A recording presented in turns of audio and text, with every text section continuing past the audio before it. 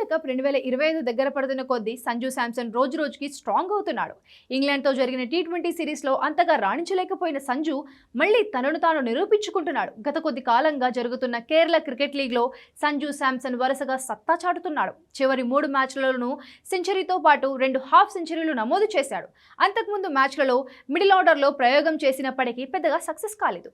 30-40 లోపే పరుగులు చేసి పెవిలియన్ బాట పట్టాడు. కానీ ఓపెనర్గా బ్యాట్ పట్టుకొని తనను తాను నిరూపించుకున్నాడు. కొచ్చి బ్లూ టైగర్స్, అదాని త్రివేంద్రి రాయల్స్ మధ్య ఈ రోజు జరిగిన మ్యాచ్లో సంజు శాంసన్ హాఫ్ సెంచరీతో రాణించాడు. 37 బంతులు ఆడిన సంజు 4 ఫోర్లు 5 సిక్సర్లతో 62 పరుగులు చేసి అవుట్ అయ్యాడు.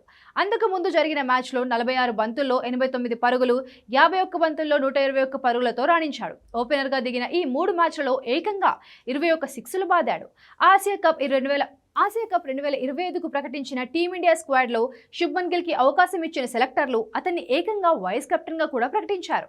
దాంతో ఇప్పుడు సంజు శాంసన్ స్థానం ప్రశ్నార్థకంగా మారింది. సంజు శాంసన్, గిల్ ఇద్దరిలో ఎవరికో ఒక్కరికే అంటూ వార్తలు వస్తున్న నేపథ్యంలో సంజు కేరళ క్రికెట్ లీగ్లో తనను తాను నిరూపించుకుంటున్నాడు. టీ20 వరల్డ్ కప్ 2024లో చోటు దక్కించుకున్న సంజు శాంసన్ ఒక్క మ్యాచ్లో కూడా ఆడలేకపోయాడు.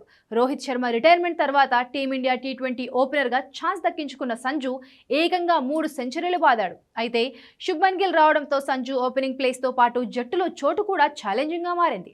అప్పటికి మిడిల్ ఆర్డర్లో ప్రయత్నాలు చేసినా పెద్దగా సక్సెస్ కాలేదు. దులీప్ ట్రోఫీ ఆడాల్సిన శుభ్మన్ గిల్ అనారోగ్యంతో దూరమయ్యాడు. మరి ఇలాంటి పరిస్థితుల్లో ఆసియా కప్లో సంజు శాంసన్ ప్లేయింగ్ 11లో చోటు దక్కించుకుంటాడా లేదా అనేది ప్రశ్నార్థకంగా మారింది.